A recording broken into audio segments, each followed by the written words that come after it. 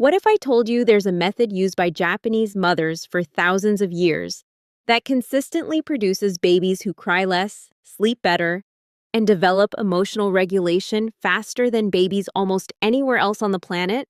And what if I told you it has nothing to do with genetics, nothing to do with what they eat, and nothing to do with any parenting technique you've ever read about in a best-selling book? Today we're going into the science behind this. And by the time this video ends, you'll have 4 practical tools you can use starting tonight. But first, let me give you the data, because this isn't folklore. This is peer-reviewed research that most parenting communities haven't touched yet.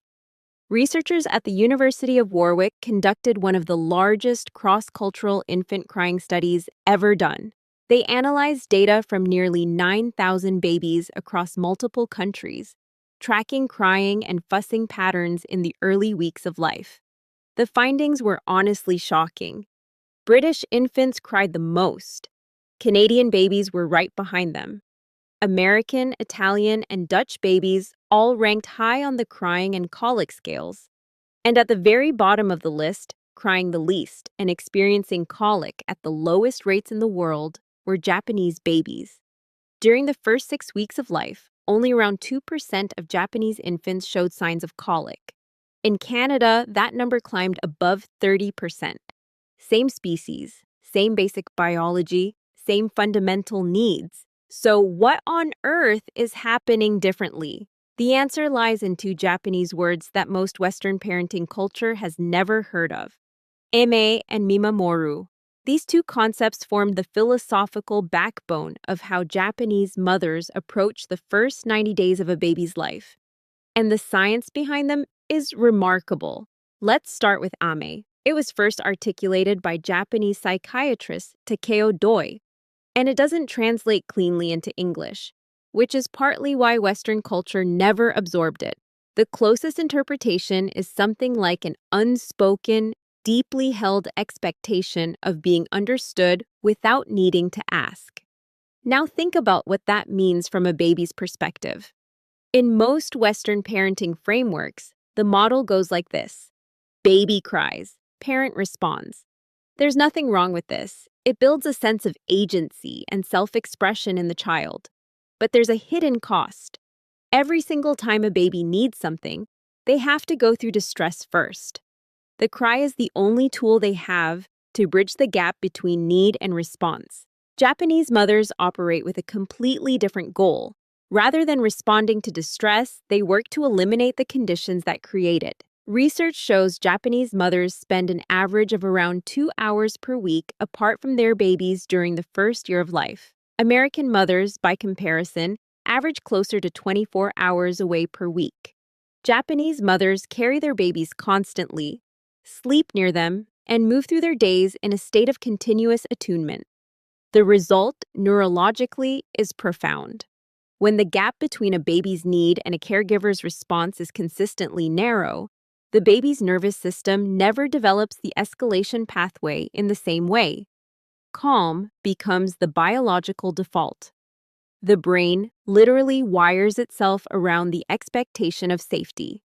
Now, let's talk about mimamoru, which translates roughly as watch and protect.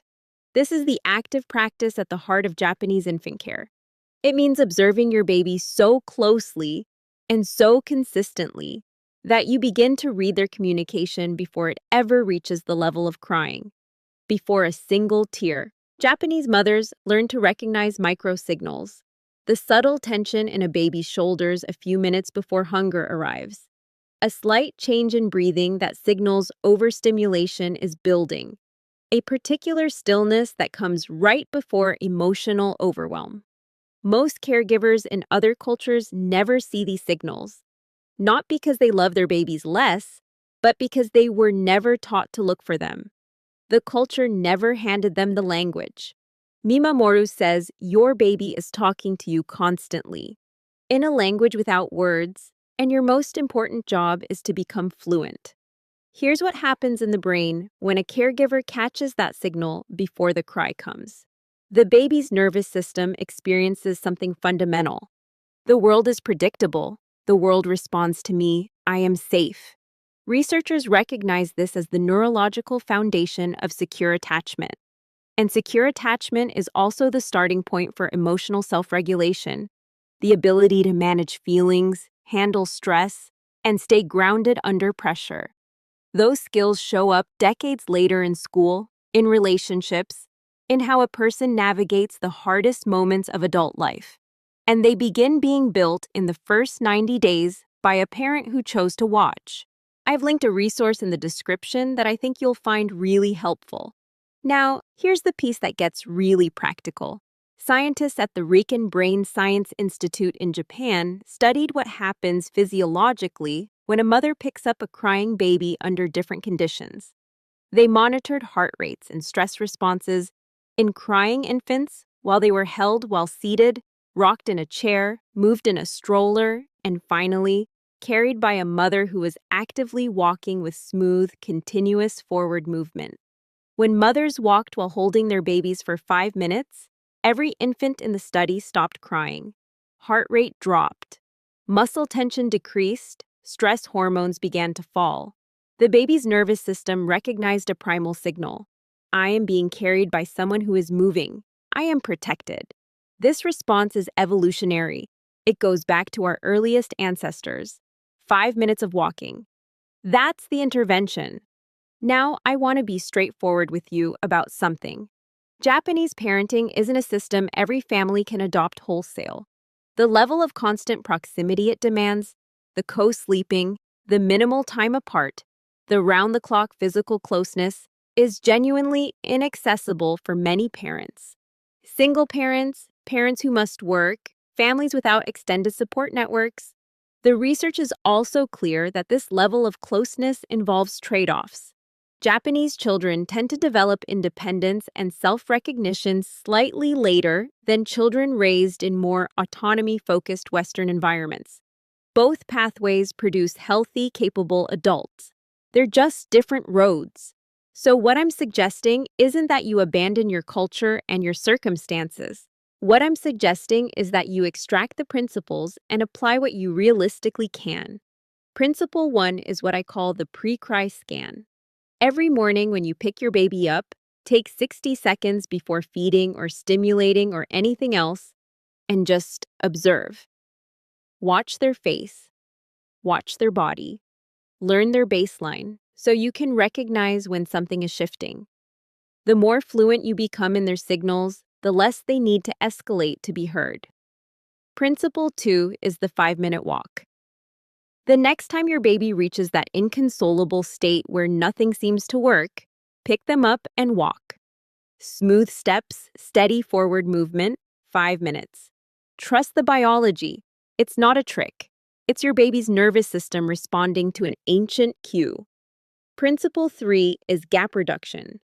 You do not need to be Japanese to shrink the window between your baby's early signal and your response.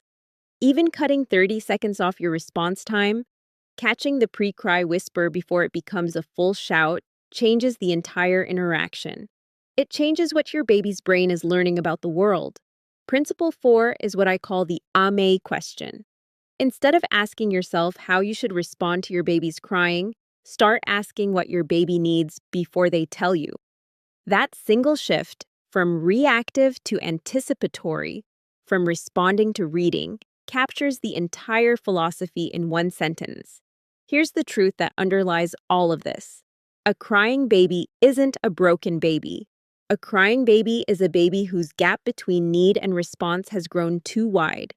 Japanese culture figured this out long before any laboratory confirmed it.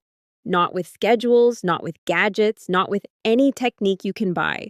With presence, with attention, with the commitment to knowing your baby so deeply that they rarely need to shout. 2 words, ame, mimamoru, watch, anticipate, and respond before the cry comes. That's what the data points to. That's what the research supports. And now you have it. If this changed how you see your baby's world, subscribe. Every week we dig into the real science of infant psychology, the stuff most parenting books leave out. I'll see you in the next one.